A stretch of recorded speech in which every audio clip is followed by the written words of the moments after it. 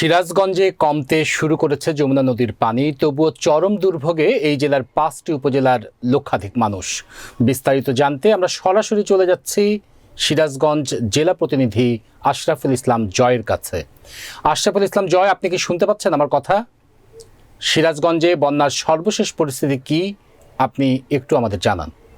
সিরাজগঞ্জে কমতে শুরু করেছে যমুনা নদীর পানি, তবুও চরম দুর্ভোগে এই অঞ্চলের মানুষ। সিরাজগঞ্জ জেলার 5টি উপজেলার সিরাজগঞ্জ সদর, কাজীপুর, চৌহালি, এনায়েতপুর এলাকার 5টি উপজেলায় প্রায় লক্ষাধিক পরিবার পানিবন্দী হয়েছে। আজ সিরাজগঞ্জ কাজীপুর মেঘাইঘাটে যমুনা নদীর পানি 4 সেন্টিমিটার কমে বিপদসীমার 50 সেন্টিমিটার উপর দিয়ে প্রবাহিত হচ্ছে।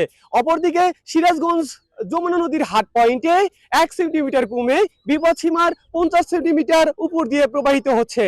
আমরা এই মুহূর্তে রয়েছি সিরাজগঞ্জ কাওয়াকুলা ইউনিয়নের হাটবয়রা দোগাছি এলাকায়। আপনারা দেখতে পাচ্ছেন যে এই অঞ্চলের প্রায় 5 শতাধিক ঘরবাড়ি যমুনার নদীর গর্ভে বিলীন হওয়ায় এবং অন্যান্য বন্যায় কবলিত মানুষ এই আশ্রয় বাঁধ কেন্দ্রে কিন্তু শরণার্থী হিসাবে আশ্রয় নিয়েছেন এবং তারা আমাদেরকে জানিয়েছেন যে এই আশ্রয় কেন্দ্রগুলোতে চরম পরিমাণের পানির সংকট, শুকনো খাবার, পানির সংকট দেখা দিয়েছে।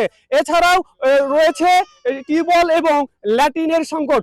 এই মুহূর্তে আমাদের এই অঞ্চলে খাদ্য সামগ্রী বিতরণ করছেন সিরাজগঞ্জ সদর ও কামারগঞ্জ আসনের সংসদ সদস্য ডক্টর জান্নাত আরা তালুকদার হেন্ডি। তিনি এই অঞ্চলের মানুষদের ত্রাণ সামগ্রী বিতরণ করছেন। সাথে সাথে তিনি আহ্বান করেছেন সিরাজগঞ্জে যারা ধন্যট ব্যক্তি রয়েছেন এই বন্যাতুর মাঝে পাশে এসে দাঁড়ানোর জন্য। এছাড়াও সিরাজগঞ্জের বন্যা কবলিত এলাকায় 60 হেক্টর জমি তলিয়ে যাওয়ায় অনেক কৃষকই বিপাকে পড়েছেন।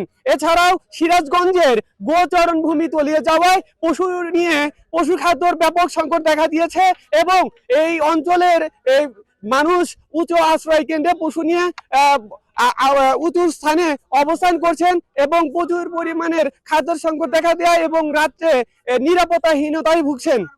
এই ছিল আমার কাছে সিরাজগঞ্জের বন্যার সর্বশেষ খবর। সিরাজগঞ্জ থেকে আশরাফুল ইসলাম জয়, রাজধানী টেলিভিশন।